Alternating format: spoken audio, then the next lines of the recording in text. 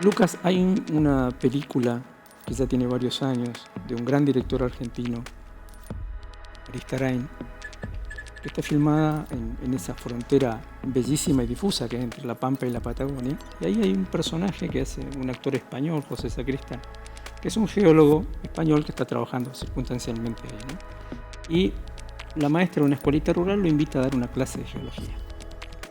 Con chiquitos que son de una escuela rural, entonces hay chicos mapuches, hijos de peones, etc. Y a esos chicos, este geólogo les hace algunas preguntas. Y entre otras cosas les dice que hay que conocer el idioma de las piedras y mejor aún dice, hay que aprender a escuchar lo que las piedras tienen para decirnos. ¿Vos hablás con las piedras y con el suelo? Sí, algo por el estilo. Sí, justamente, bueno, las rocas, como las llamamos, y los suelos nos cuentan un poco la historia, ¿no? Son las páginas de la historia de la Tierra en distintas escalas de tiempo, ¿no? Eso es lo interesante también de interactuar con los chicos y comentarles lo que uno hace en esta profesión. A veces nos hacen preguntas tan ingenuas, parecen, pero justamente nos hacen pensar, eso no lo había pensado.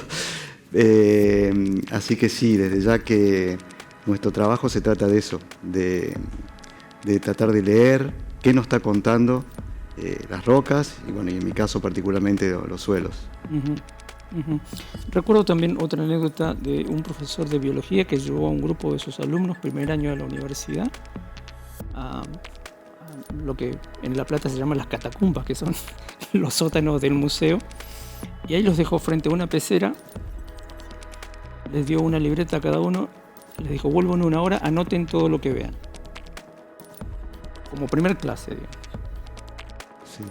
Yo probablemente frente a una superficie no vería más que tierra y piedras. ¿Qué ves vos?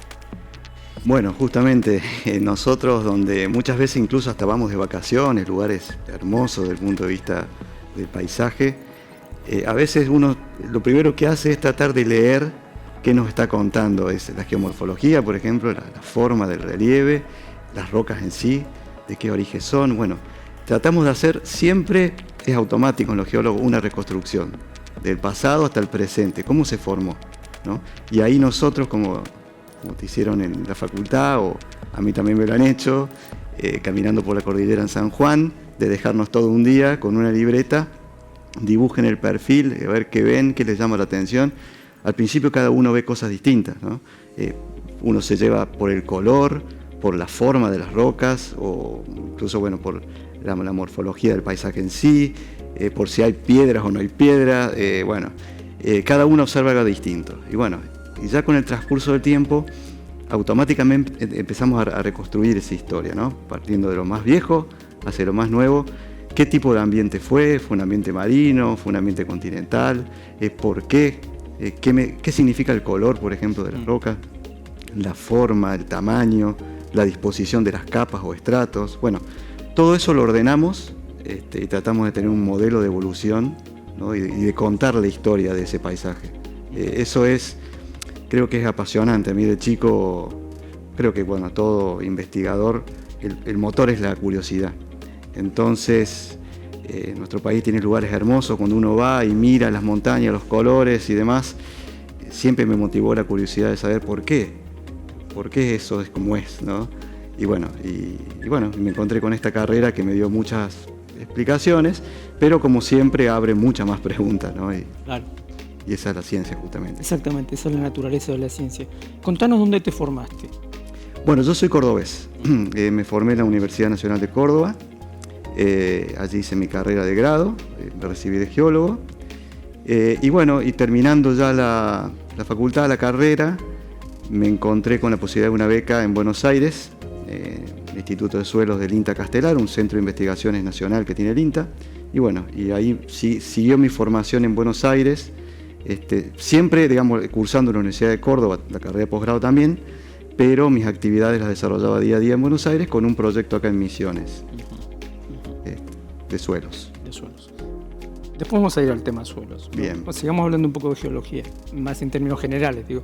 Porque la imagen común que uno tiene, bueno, el geólogo está vinculado con la minería, casi lo primero que aparece, o puede estar vinculado también en alguno de los pasos de la construcción de una gran obra vial o cosas por el estilo. La geología de suelos es como menos popular o menos conocida. Sí, justamente como vos lo mencionabas, los primeros trabajos del geólogo en líneas generales o es en minería o bueno, en hidrocarburos, ¿no? En todo lo que es extracción, prospección de hidrocarburos. Donde más oferta suele haber, y parece que uno relaciona al geólogo siempre con la prospección de recursos mineros, bueno, con el petróleo, pero bueno, tiene un campo desde ya mucho más amplio, todo lo que tiene que ver con la parte de la mecánica, de rocas, de suelos también, y hay un mundo que en nuestro país por ahí no es tan, digamos, no hay tantos geólogos con esa especialidad, que es lo que llamamos la geología del cuaternario, ¿no? De los últimos 1.8, 2 millones de años, que es la geología más reciente. Y allí es donde están los suelos, justamente. Y bueno, y Argentina, digamos, el motor de la economía argentina está en los suelos, en la actividad agropecuaria. Claro. Y bueno, donde quizá no hay tantos geólogos, es como una paradoja en ese sentido. Bueno, y en ese campo me he formado en la investigación en lo que sería suelos, ¿no? El conocimiento profundo de la génesis, la evolución de los suelos y el mapeo de los suelos. Hablaste del tiempo recién. Tengo un amigo queridísimo que es astrónomo. Entonces él también me dice, cuando nosotros hablamos de la duración, 1 hora tuve que esperar. Hay que ver en astronomía lo que es el paso del tiempo y en geología lo mismo, ¿no? Bueno, eso es algo apasionante, el tema del tiempo. Una también de las cuestiones más allá de la curiosidad que uno tiene por explicar procesos, es esta cuestión hasta de viajar en el tiempo. O sea, ¿quién no...? Mi película favorita era Volver al Futuro, cuando era chico era mi pasión, tratar de poder entender, o digamos, la cuestión del tiempo, ¿no? Y bueno, y justamente los procesos que se dan en la geología, los procesos de formación de montañas, o la formación de hidrocarburos, o la formación de minerales, en general son procesos que llevan miles, millones de años, ¿no? Decimos que incluso la humanidad es una chispa en la noche geológica, o sea, en la historia de la Tierra. Entonces, esa frase de un profesor de mi universidad me quedó grabada, ¿no? O sea, el desarrollo del hombre, comparado a la historia del planeta, es una chispa en una noche. Así que eso nos da dimensión de la escala del tiempo que manejamos, que tenemos que conocer, porque hay procesos muy antiguos, pero que se siguen dando, otros procesos que ocurrieron, episódicos, como las extinciones, que se pueden seguir dando, pero que han tenido su ventana temporal que tenemos que estudiar y entender, ¿no? Cuando llegaste a Misiones, imagino que referencias teóricas habrás tenido miles, pero estar parado acá sobre el suelo de Misiones, ¿qué te contaban esas tierras y esas piedras? Bueno, aparte, hay muchas misiones además, ¿no? No claro. Es lo mismo el Alto Uruguay que acá abajo. Claro.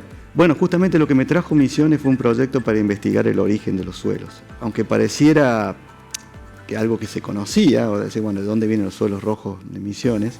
Había en su momento, décadas atrás, algunas hipótesis que decían que estos suelos rojos se habían formado a partir de un sedimento, de un manto eólico análogo al pampeano, con otra área fuente, con otra composición de sedimento y demás, y había que, digamos, investigar un poco más a fondo si realmente esa teoría se podía sostener, ¿no? Como siempre la ciencia se basa así, hay alguna hipótesis, uno quizá o termina mejorando la información o termina refutando lo que se conoce o lo que se postula en esas hipótesis, y bueno, nos llevó al estudio más fino de los suelos. Y bueno, mi primera experiencia en Misiones básicamente es de haberme sorprendido por suelos tan profundos, yo que venía de la región pampeana, encontrarme con mantos de suelos que superan, no sé, 6 metros, 7 metros de profundidad, hasta lo que es el material original. Bueno, la morfología de esos suelos, además del color, la composición, y todo lo que tiene que ver después con los aspectos ya aplicados, el uso, el manejo de ese suelo. O sea, fue realmente un cambio radical de lo que conocía, y todo un desafío, ¿no? Tratar de entender y tratar de explicar la génesis y la evolución de los suelos de Misiones, que también, como dijiste, no es todo tierra colorada. Y bueno, ahí donde uno estudia la relación paisaje-suelo, diferencias materiales originarios distintos, procesos distintos, y trata de incluso cartografiarlos, ¿no? Bueno, y explicar justamente por qué son como son. Ese trabajo ya se comenzó a hacer en un área, después me vas a contar bien dónde y cómo se hizo, la cuestión metodológica incluso, pero lo que uno entiende es que falta mucho por hacer todavía, digamos. Hay que hacer un trabajo parecido en varios otros lugares, o cómo se piensa una cartografía de Misiones desde este punto de vista. Sí, bueno, justamente en nuestro país la priorización del mapeo del relevamiento de suelos, el relevamiento fue en el núcleo pampeano, y bueno, provincias como en el caso de Misiones, hubo algunos trabajos cartográficos de referencia, pero a nivel muy general, ¿no? En la década del 60, trabajos que hicieron incluso unos geólogos italianos, con una empresa también aquí argentina. Luego el INTA también mejoró la información, la actualizó, pero siempre una escala de poco detalle, ¿no? Un conocimiento general de la distribución de los suelos en Misiones. Nosotros ha habido también, conocemos que hay otros trabajos ya de la década de los 80 y algo en el 2000, que se han publicado la cartografía que llamamos de semidetalle, que es una escala adecuada para la toma de decisiones de uso y manejo, ¿no? Ahí ya empiezan a aparecer muchos tipos de suelo, con propiedades, con aptitudes diferentes, y bueno, y sobre eso, sobre esa información, que son las cartas de suelo finalmente, es sobre la que se planifica, se toman decisiones acerca de qué cultivos son apropiados o no, del potencial que tiene el suelo, las limitantes también. Y bueno, y Misiones, hace falta avanzar mucho más en ese sentido, a esa escala de detalle. Como te decía, solamente el departamento Alén tenía, hasta hace, bueno, desde el año 80 hasta la actualidad, tenía cartografía, digamos, similar a la región pampeana en escala, y recientemente hemos retomado el relevamiento sistemático de suelos a escala semidetallada, y hemos, a través de un proyecto, hemos relevado y publicado la carta de suelos del departamento Guaraní, ¿no? A escala 1/50.000. Eso se publicó el año pasado, eso ya está disponible incluso para uso, para consulta, ¿no? Y bueno, la idea es continuar y completar toda la provincia a esa escala, ¿no? Bien. Vamos a la cuestión metodológica, porque he escuchado muchas bromas sobre el equipo de ustedes, que son una máquina de hacer pozos, están llenando de pozos la provincia, etc. Pero hablemos en serio, digamos. ¿Cómo se planifica esta cartografía de suelos que se hizo en Guaraní? ¿Cuánto campo hay que hacer? ¿Qué tamaño tiene que tener un equipo para hacer eso? Bueno, es buena la pregunta. Es una metodología que requiere distintas etapas de trabajo, distintos especialistas también, y todo comienza primero en gabinete, obviamente una recopilación de la información cartográfica previa, mapas geológicos, geomorfológicos y demás, el uso digamos, de imágenes satelitales, modelo digital de elevación, procesamiento de esas imágenes, de esa información, para tratar de poder mapear las unidades de paisaje desde el punto de vista geomorfológico, ¿no? Distintas geoformas a la escala que vamos a hacer relevamiento, ¿no? A la escala como te decía, del semidetalle.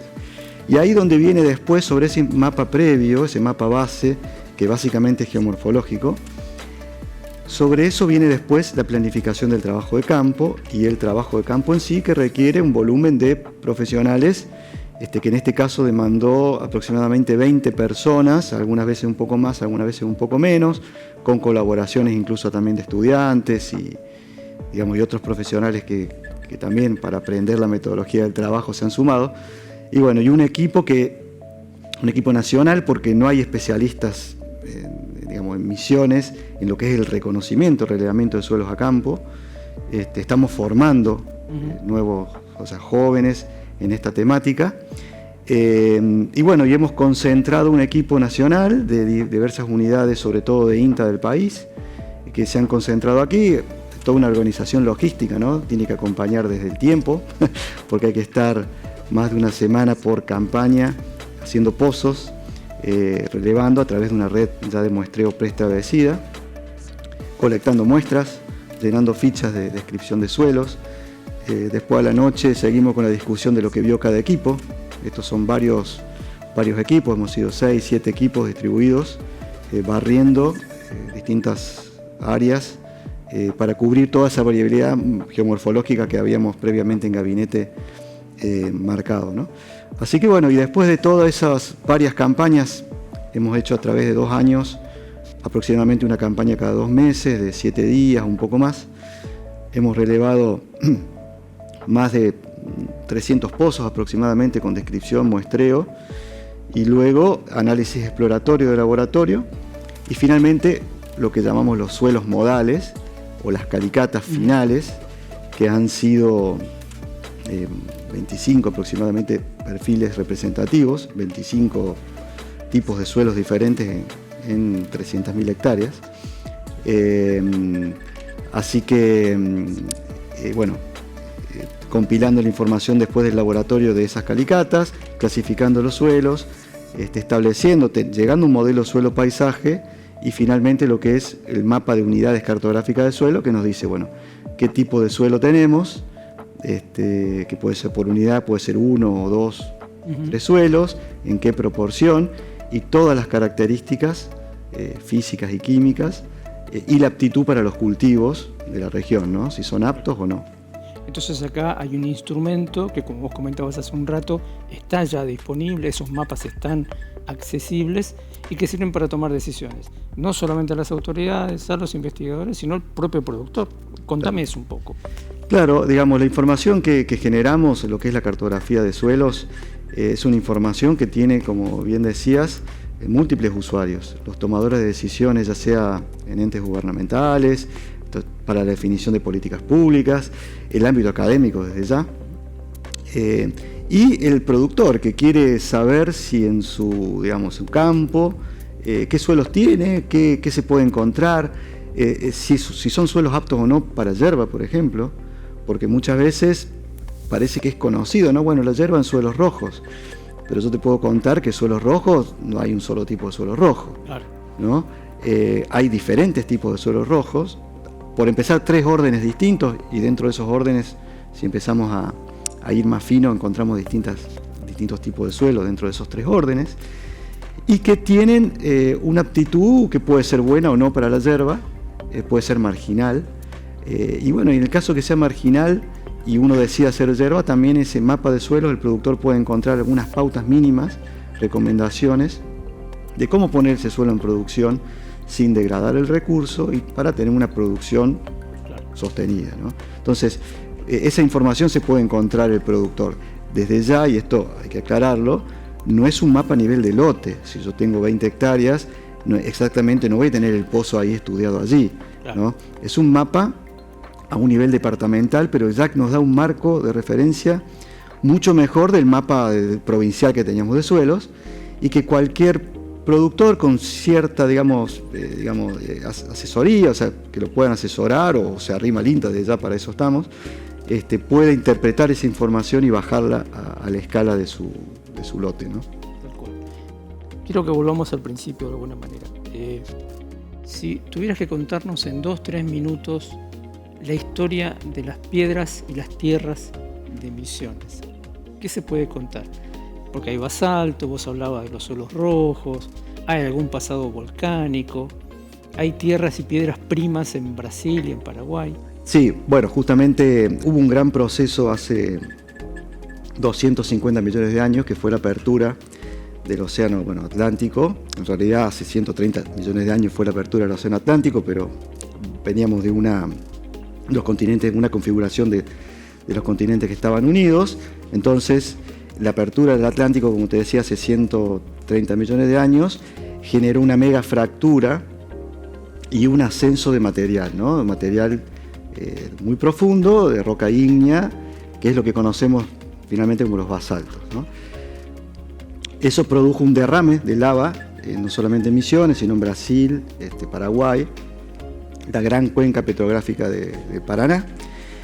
Y sobre esa roca de tipo básico, oscura, de origen profundo, a partir de un vulcanismo que llamamos tipo fisura, porque no fue un vulcanismo por ahí nos imaginamos explosivo, sino fueron derrames a partir de fisuras que cubrieron el paisaje, y a partir luego de varios ciclos hubo cambios en el clima, ¿no? Cálidos y húmedos, pero finalmente a partir de ciclos de meteorizaciones muy intensas como el último periodo, toda esa roca se fue alterando, se fue meteorizando, y el producto justamente de alteración de esa roca son los suelos rojos. Justamente lo interesante es que los suelos rojos se concentran principalmente a lo largo, por ejemplo, de la divisoria de aguas, que coincide con el trazado de la Ruta 14 en Misiones, de la cuenca del río Paraná y Uruguay. También hay un sector muy importante aledaño al río Paraná, sobre la 12, también de un antiguo piso de rebaje que hizo el río, también desde suelos rojos, también muy antiguos. Pero en las áreas más de serranía, en Misiones más accidentadas, con mayores pendientes, decimos que el paisaje está más rejuvenecido, los procesos erosivos producen inestabilidad desde el punto de vista geomorfológico, y ahí tenemos los suelos más jóvenes. Entonces, los relícticos, los suelos rojos más antiguos, han quedado en la divisoria, allá arriba, en la meseta, y en una faja paralela al río Paraná, y en toda la zona de mayor pendiente tenemos suelos que denominamos aquí en la provincia suelos toscosos o suelos pedregosos, que son suelos mucho más jóvenes, que no son rojos, son de colores pardos, grisáceos, además de suelos hidromórficos en sectores deprimidos, ¿no? Donde el agua acciona generando procesos de reducción del óxido de hierro, no tenemos otros colores y otras propiedades. Entonces, esta génesis ligada al vulcanismo de la apertura del Atlántico y estas características tropicales, digamos, intensas precipitaciones y temperaturas, justamente es la combinación de factores formadores que finalmente generaron este tipo de suelos muy distintos a los suelos que tenemos, por ejemplo, incluso en Corrientes, donde ya no tenemos los basaltos, salvo en el noreste. Ya los basaltos están sepultados por los sedimentos del río Paraná, e incluso, mirá, te digo un dato curioso, los basaltos que afloran en Misiones y a partir de los cuales se forman los suelos rojos, en provincia de Buenos Aires o en la cuenca del Colorado, allá al sur de Buenos Aires, están a 8 kilómetros de profundidad. Lo sabemos por perforaciones de prospección para los pozos, ¿no? de petróleo. Entonces justamente factores y procesos muy particulares resultan en esta configuración de suelos de Misiones, ¿no? Lucas, muchas gracias por venir. No va a ser la última vez que te tengamos por aquí. Las piedras tienen que seguir hablando de alguna manera. Bueno, no, el gusto es mío, la verdad que como geólogos somos pocos, y más en la provincia somos poquitos, así que dar a conocer un poco y tratar de llevarle a los que nos escuchan, digamos, un poquito más de conocimiento de lo que podemos hacer en nuestra profesión, y quizá motivación, porque hace falta seguir conociendo nuestra tierra, nuestras rocas, nuestras piedras, como dicen. Muchas gracias por la invitación.